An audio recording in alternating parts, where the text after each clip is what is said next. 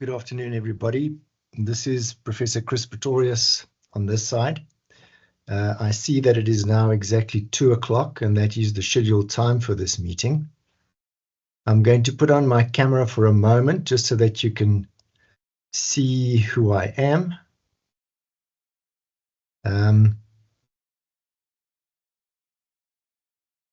Welcome to this particular session.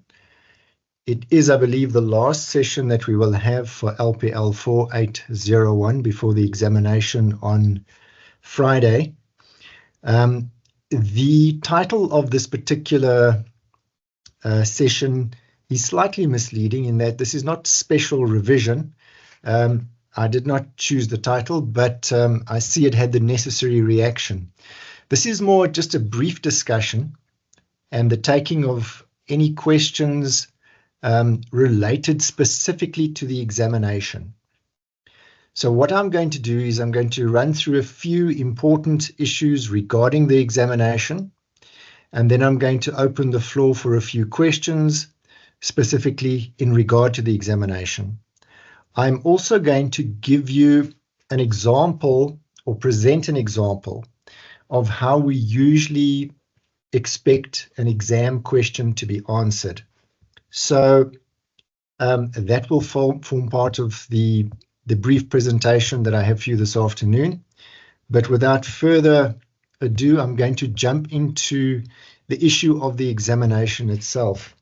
So I'm sure you're all aware that the exam is being written this Friday on the 6th of June from 12:45 to 15:45.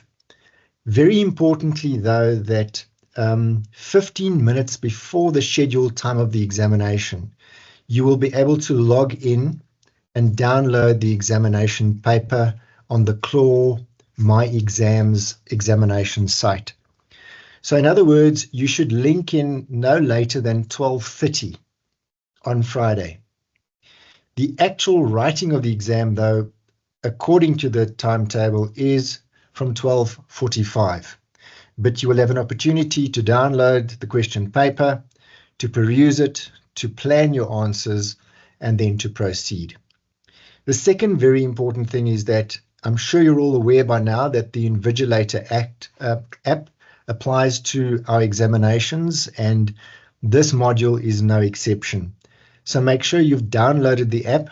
There are details regarding the Invigilator app and the QR code for the exam that must be scanned. I'm sure you've all done it before by now. On the My Module site, please have a look there and download the necessary and do the necessary. Thirdly, not only does the Invigilator app apply to this exam, but also Turnitin. Now, the important thing regarding Turnitin is that all submissions have to be typed, because that is the only way they can be processed by Turnitin. So Turnitin, for those that don't know, is a program that compares what a student has written with available other source material. And it is specifically geared to check for the possibility of plagiarism. So very importantly, remember that Turnitin applies to this exam as well. Fourthly, there is other information on the My Module site pertaining to the examination, more specifically tutorial letter 201 for this semester, which contains a memoranda in regard to the assignments for this semester, as well as some information and details regarding the examination. The exam is pretty much the same as previous years. If you haven't seen an exam paper, you're looking at a 100-mark paper. There will be a mixture of direct questions and then quite a few problem-type questions. So the direct questions are really a question of, do you know what the question is asking? Do you know what it's about, or don't you? So now at this point, I'd like to flip over, assuming that now I see I do not have sharing rights. Unfortunately, Mr. Tabiso Zita organized this meeting. He's not in. and he's the only one who has the sharing rights. But let me explain to you briefly, in the first instance, if you have a direct question such as what are the essentialia of a lease contract, what are the essentialia of a sale contract, it's basically a know it or don't know it type of question. You can answer such questions in the shortest possible way. You can do it in bullet form. It is preferable that you write succinct, short, brief sentences, but we're not looking for a complete composition or essay if it's not necessary. So when you look at the brief questions, bear that in mind and see if you can answer them effectively and quickly without taking too much time, so that you have more time as regards the problem type questions. So more difficult for students usually are the problem type questions, which can deal with a wide variety of issues, but you can be sure of receiving a series of questions regarding firstly the lease contract, then a series of questions or problem type questions regarding the sale contract, and then you will find that there is a final section dealing with the statutory regulation of sales and leases, which is contained in the third study guide. So here specifically, in that last section, you're looking at possible questions on the Alienation of Land Act, and then, of course, the Consumer Protection Act. I would like to mention, and this you should have picked up by now if you've looked at Tutorial Letter 201, that the section in the third study guide on the National Credit Act does not apply for examination purposes. So those sections you do not have to study for the exam, and that in particular is Study Unit 3 to Study Unit 17 of Study Guide 3. But further details in that regard are contained in Tutorial Letter 201, which, as I mentioned, may be found on the My Modules site. Okay, when dealing with the more difficult issue of a problem type question, you will be confronted with a set of facts. Take your time to peruse the facts and make brief notes in your mind or on a piece of paper next to you regarding what are the issues that are relevant to these facts. And when I say issues, of course, I mean legal issues. So the first thing that we look at is whether the student has identified the correct area of law. Now, there is sometimes some latitude because certain questions could perhaps relate to more than one aspect. You could, for instance, have a question dealing with a defect in an article that has been sold, which was concealed by the seller. Potentially there you might be dealing with misrepresentation by omission, which might be fraudulent or negligent, or you might be dealing with the issue of whether in terms of the Consumer Protection Act, let's say, the purchaser has a remedy in those circumstances based on the same set of facts.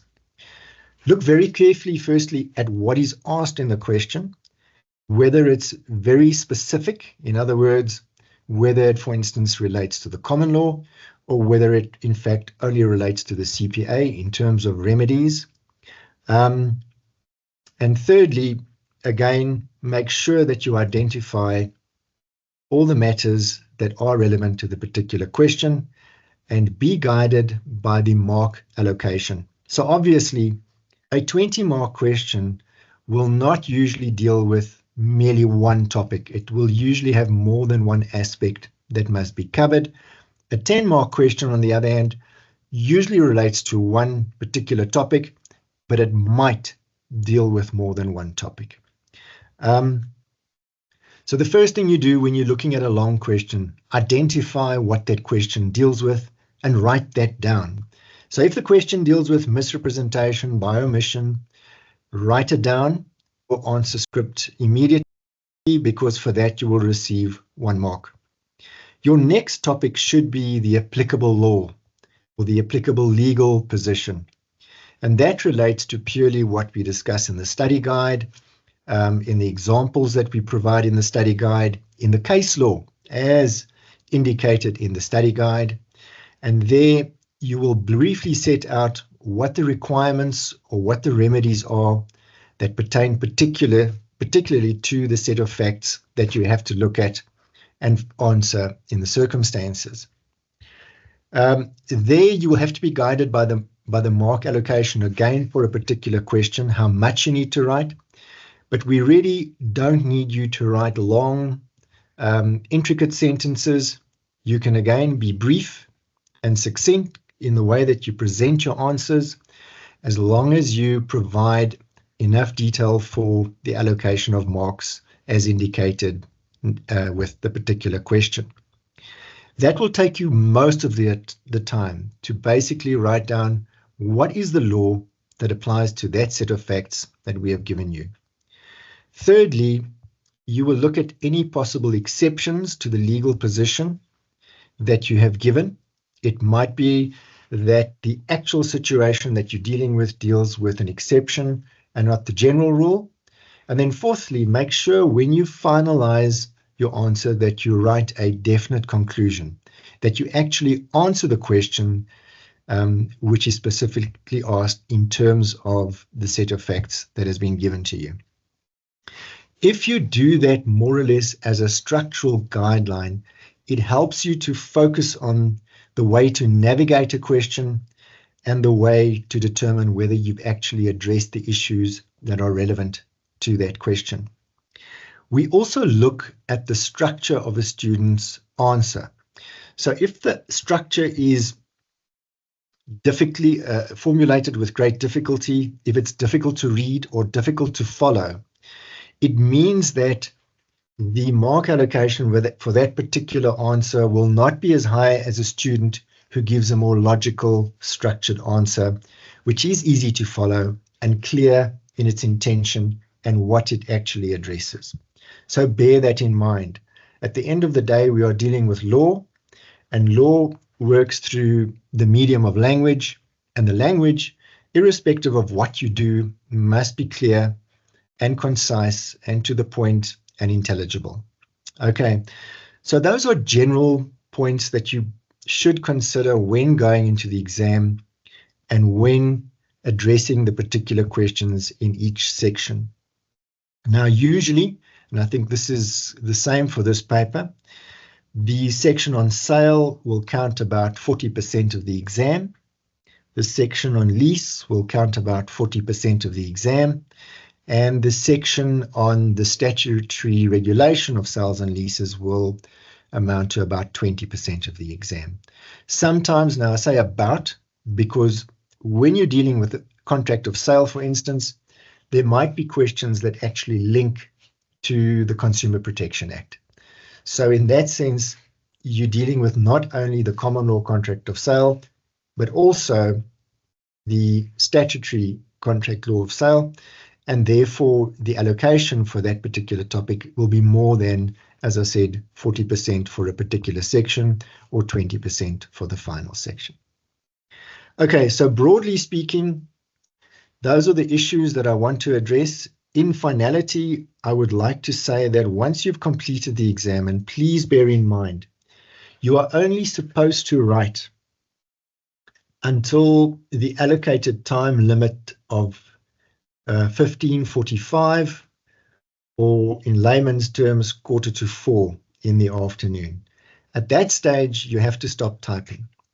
Now, I'm sure you all know as well, there is a grace period after the official closing of the exam in which you can submit your answer script on the CLAW My Exam site. And that half an hour should be used purely for that purpose.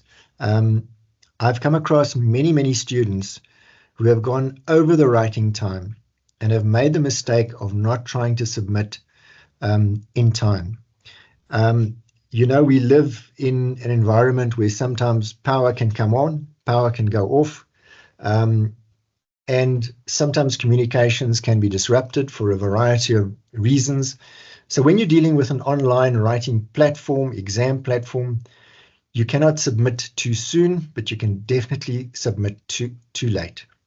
Now, unfortunately, and I do often get requests from students after the exam, a student who submits, whether it's a minute or less, after the allocated cutoff time, is automatically rejected from the system. That script will not be uploaded, and it will not be available to me and the markers for marking on the CLAW My Exam site. Now, very importantly, I have got no discretion whatsoever to accept a late submission manually. Whether it is again by a minute or a second or whatever the case may be, please bear that in mind. I have no discretion. You will be given the opportunity in the circumstances, if you happen to be an unlucky person that for some reason was unable to submit, to escalate your query, but the chances that you will receive any type of redress on the basis of purely a late submission is basically zero. So please bear that in mind. When you start and when you finish are two very, very important issues.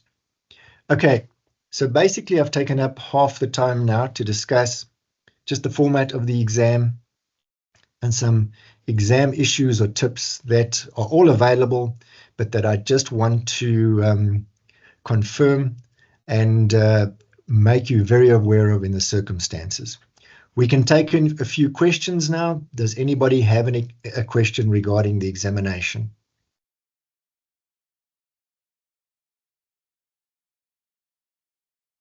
Yes, Ms. Groenewald. Hi all, thank you, Professor.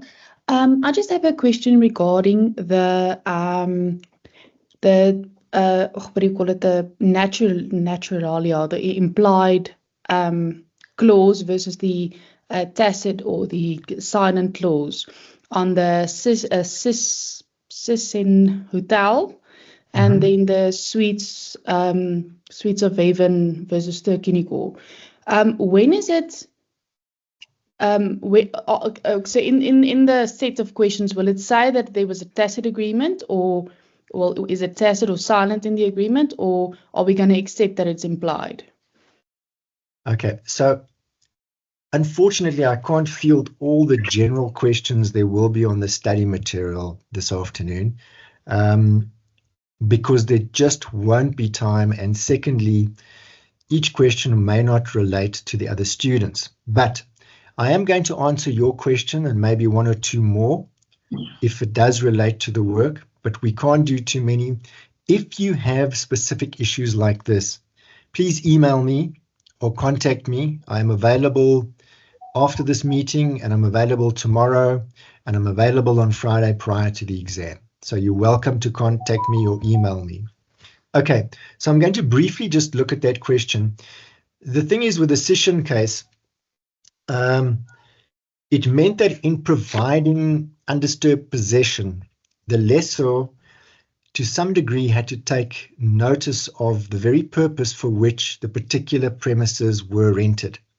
So in that particular set of facts, a hotel was the rental property, and it was rented from the lessor for the purposes of running a hotel, and the lessor was aware of that purpose. But unfortunately, what the lessor did was at some stage divert a road that crossed the path of the hotel, which actually fed travelers right past the hotel and ensured custom, diverted that road with the result that travelers no longer went past the hotel, and eventually the hotel suffered a loss, the lessee suffered a great loss. And the court there, by implication, in providing redress to the lessee, indicated that the profits or the loss of profits in relation to the purpose for which the premises were rented form part of the naturalia of a lease contract. Now, the naturalia are very important in that they deal with specific contracts that have got terms automatically implied in them by law. Now, those terms can be excluded between the parties. You all know about voetstoots clauses or purchase a product or an article as it is, clauses and the condition that it is. And that is a exception to the rule that the seller of an article is liable for latent defects. So there's an example from the contract of sale. In this case, we are dealing with the contract of lease, but it seemed as though the Sishen case indicated, and that was at the level of the Supreme Court of Appeal or the Appellate Division as it was back then, that a loss of profit can be part of the provision of undisturbed possession and beneficial occupation to a lessee. In the Sweets of Heaven case, the court indicated in a provincial division, which is then in terms of precedent beneath the Sishen case, that Sishen did not imply that the naturalia were affected in the circumstances, but actually just the accidentalia, which are the general terms as negotiated between the parties in relation to the lease, and they can be adapted and modified by the parties, and they can exclude terms, they can add terms, depending on what they agree upon. So in Sishen, the court held, in contradistinction to what was, it seems, held in the Sishen case, that if there's a term in a contract that relates to profit, and in that case, Sweets from Heaven was a lessee that opened a shop in a premises, and the lessor allowed another shop, similar shop, to open in the same premises or the same shopping mall or area, which was then trading in competition with Sweets from Heaven. And the court said no. The fact that Sweets from Heaven was allowed to open a sweet shop did not guarantee that there would be no competition directly in the shopping center. It also did not relate to the actual beneficial occupation or commodus usus obligations of the lessor, and therefore was merely or would merely have been an accidental or additional term between the parties, but because it had not been expressly provided for in the contract, it did not apply in the circumstances. So we seem to have two different views there. If you receive a question on this and you are unsure what to do, you state merely that on the one hand you have the Sishen case and briefly indicate what that case provided, as I've just discussed now, and then you would refer to the to the Sweets from Heaven case, indicate that there's a divergence between the two cases. The position is not 100% clear at this stage, but what we do know is that it seems it can, in certain circumstances, form part of the profit purpose of a contract.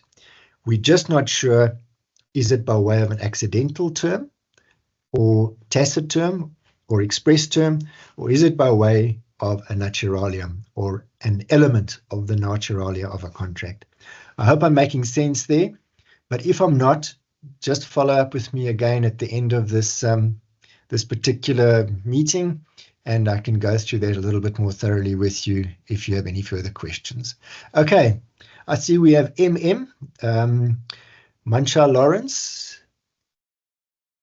You're welcome to address your question.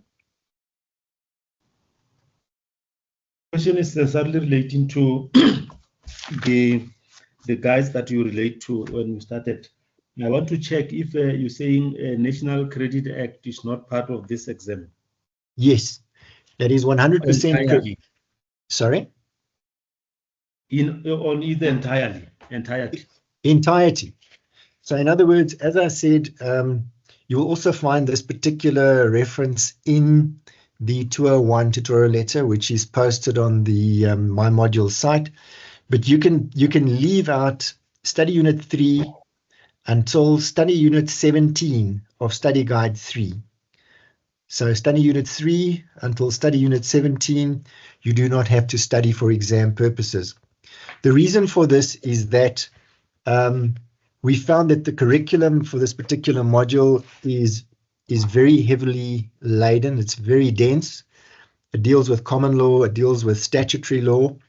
And we specifically gear the first assignment towards the National Credit Act In other words, basically what you do as a student, you have written off the NCA section of this course, but you will be then examined on the rest. So yes, you can take that as given.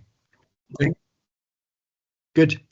Any further you very questions much. this Thank you afternoon? very much, Prof. It's a pleasure. It's a pleasure.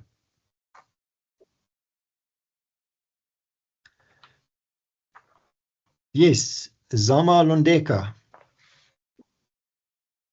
Then I say, I just wanted to ask, how many questions can you expect on the exam? How many questions in total? Yes. Okay. If you'll excuse me for a second, I'll just open the exam and check. I will get back to you.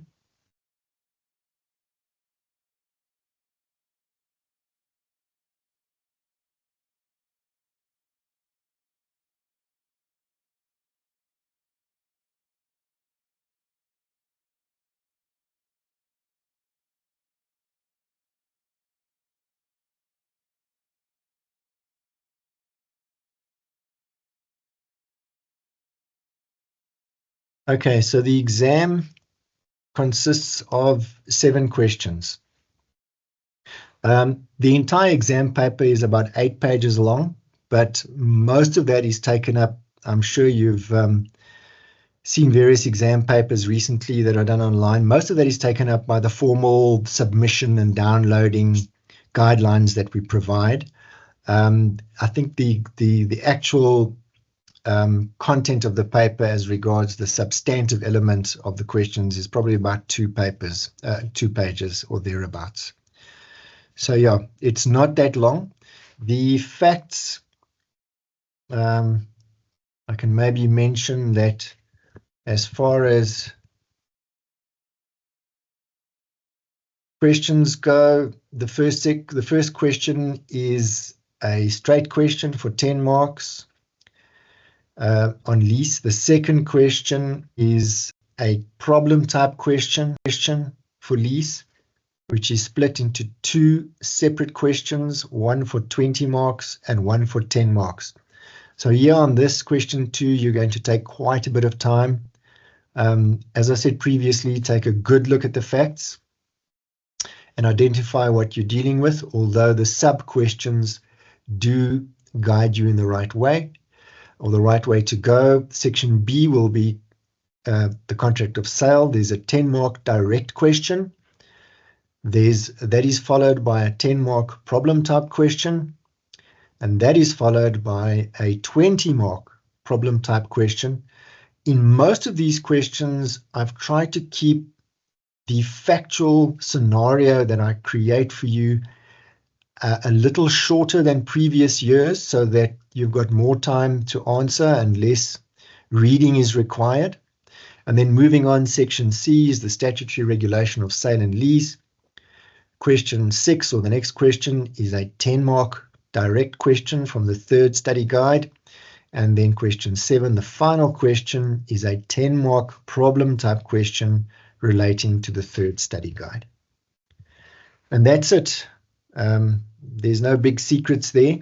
It more or less follows the same pattern, as in previous years. Okay, any further questions this afternoon? Good afternoon, Professor. I've Yes. just logged in late, but I just caught where you were saying that we shouldn't be concentrating much on NCA. Yes. Am I right? You are correct. In fact, you don't have to concentrate at all on the NCA. The NCA is excluded from the exam. But if you joined us late, please just go and have a look on my modules. Under the announcements, you will find a 201 tutorial letter which will give you information on the exam, as well as information regarding specifically what is excluded, as well as what type of programs, such as the Invigilator app, we will be using in the exam. Okay, so that's the best advice I can give you. Thank you, Professor. In general terms, I can just mention that it is very difficult to do a subject such as this because of the wide variety of issues that it covers. It all depends on the individual, how they study, how they make provision for memory recollection and that sort of thing. That really differs from person to person. I would think that if I was studying this module, I would try to make short summaries of each of the sections. It's very difficult to exclude anything unless it's specifically excluded, such as the NCA, because we will often, you will notice, focus on, situations and remedies for those situations. And if you go through the 3 guides, you'll see that that covers just about 95% of the work. There's some general discussion. But if you look at the contract of sale, have a look at the obligations of the seller, for instance. If any one of those obligations is breached, you've got some sort of remedy. You've got some sort of recourse. So while you're studying this, bear in mind what are the remedies, when do the remedies apply, and distinguish very carefully between, of course, your statutory remedies and your common law remedies, and the possibility that they might apply to the same circumstances. I'll give you an example. For instance, with new developments and houses, the contracts in question for the sale of those definitely falls under the Consumer Protection Act, because the seller or the developer or the builder is selling those properties in the normal or ordinary course of their business inside the Republic of South Africa. And normally the people that buy those properties are individuals. Sometimes it is corporate entities, and there you can have an exception, but for the most part it's individuals, so the CPA will apply. These days, as was commonly the case before the CPA, actually the seller or the developer cannot include a clause excluding all liability for latent defects as they used to, because in terms of the CPA as well as the NCA, National Credit Act, those clauses are not permitted in terms of the Consumer Protection Act or the National Credit Act, but they were permitted in terms of the common law. The only exception in terms of the common law was that if there was a footstewards or as-is clause against liability for latent defects in a contract, if the seller hid or by omission did not disclose a hidden defect or a latent defect in the article that was sold, they would still be liable. So bear in mind, you could have various remedies for various questions, but be guided by the question, because obviously if it says do not discuss the CPA, you know that you've got to concentrate on the common law. Okay, before we sign out and I bid you farewell, is there anything else that you would like me to look at or discuss or mention? Yes. Yes, Lawrence. Yes. Just to check with you regarding the Section 2 of the Alienation of Land Act. It seemed to be contradicting with Section 28(2). Look, Section 28. That one they say no right of alienation. Sorry, you broke up there. Yes. I just want you to marry the two so that you eliminate the suspicion of contradiction. Yeah, so look, Section 2 and Section 28 of the Alienation of Land Act are very important always. They're very important. Section 2 basically prescribes that any alienation of land, we spoke about the buying of residential property or something like that, has to be in writing and signed by the seller and the purchaser to be valid. So there we have what we term, in terms of common law contract, a constitutive formality for the creation of that particular contract. In other words, to give you a split second of background, you'll have to remember this from your third year level law of contract module. There is no difference there between the contract and the constitutive formality. They are one and the same. If the formality is not complied with, the contract does not arise. So that's the general state of the law. Section 2 encapsulates the general principle in relation to the law.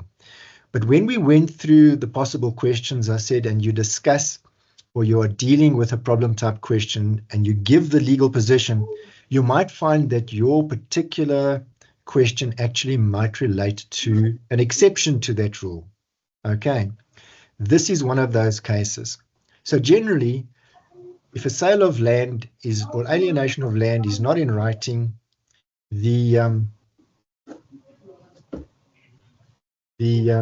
contract will be void. On the other hand, Section 28 provides that if parties have performed, so it's only if you have performance in terms of an invalid or void contract, the law steps in with what is known as a statutory enrichment remedy. Sorry, Lawrence, I think we're getting your background. Could you perhaps just mute your mic? Apologies, Prof. No problem. That'll just make it easier because I want everybody to hear me. But here you're dealing with an exception, and that is there is no valid contract, but there's been performance. In other words, the seller has provided the particular property to the purchaser, and the purchaser has probably paid at least the deposit or maybe even the full purchase price. The question is now, what do we do with a situation where the parties might, in good faith, not have complied with that constitutive formality? In those circumstances, Section 28 was created as an exception to the general rule provided by Section 2. And it gives you that statutory enrichment remedy where basically the parties give back and compensate each other so that the situation between them is reversed. There's restitution and equalization of the transfer of assets from one estate to the other, from the seller to the purchaser and from the purchaser to the seller. So the purpose of Section 28 is to alleviate the situation where you've got a void contract and unknowingly the parties have continued to perform as if it is a valid contract and now sit with a situation where they require remedy to redress what has occurred. Okay, but there's a further exception to that, and that is if there is a void contract because we don't have a signed agreement, but both parties have performed fully, then Section 28 provides that that can be regarded as a valid sale through and through. And that is merely because if you look at the situation in which the parties are, there seems to be no pressing reason to force either of the parties to change their position if both have performed fully, even if the contract originally was void. So you can look at the logic of that. It is, I suppose, an expedient way to solve the issues that arise from non-signing of a valid contractual document in regard to the alienation of land. But basically, it's a three-tiered approach that tries to address all the possible ramifications of a void contract. In most cases where the contract is void, the parties have not performed and this issue does not arise. But if they have performed, in terms of the law of enrichment generally, if there's the movement of value from one estate to another, there's no causa or reason or legal background to that transfer, then at the end of the day, in terms of enrichment law, there should be restitution. This makes it a lot easier without having to use the principles of enrichment law, because those principles are fairly difficult under certain circumstances, and furthermore, they can be quite contentious. Okay, I'm going to take one more question this afternoon. I see Eugene Valla is part of the meeting. Eugene, would you like to raise your question? Yes, thank you very much, Prof. Prof, I just want to find out, do we need to do footnotes and referencing on this module? No, you don't. No, you don't. So importantly, you want to, I don't know how fast a lot of you type, but I'm a very slow typer still. But everything these days is online and through UNISA at any rate, and everything requires a certain typing proficiency. But most of my students are not super fast typers. We want you to have enough time to write down the answers. So referencing and that sort of thing just will not do, because that takes up added time. Your answers, as I mentioned, can be as succinct as is possible, as long as you convey the message that you want to convey. We do prefer that you write in proper sentences, though, but they don't have to be long-winded sentences. I think that's about it. And yeah, the purpose is to get you through the exam as quickly as possible, so that you can upload in time and hopefully have a successful submission. All right, I think I've covered most things. Again, I am available between now and the actual writing of the exam. If you've really got a pressing question or issue that you want to discuss, you can phone me. I'm available by cell phone. You people should have my cell phone number. It's in the 201 tutorial letter. You've got my email address. Emails are easier because very often I'm bombarded by students, unfortunately, at the same time. So emails I can go through one at a time and answer all of you. I'll try to get to all the emails as soon as possible. But if there's some crisis issue that you want to run by me very quickly before the exam, you're welcome to phone me. Okay. So it remains for me to say thank you for attending this meeting. Good luck with the exam. Make sure you download the necessary materials from the My Module site in terms of the Invigilator app, and reading the 201 tutorial letter to make sure that you know exactly what you can expect. Okay. Thank you for attending. Thank you very much. And good luck. Okay. Thank you, Prof. Okay. Bye-bye then. Thank you, Prof. Right. Bye. Thank you so Bye. much, Prof.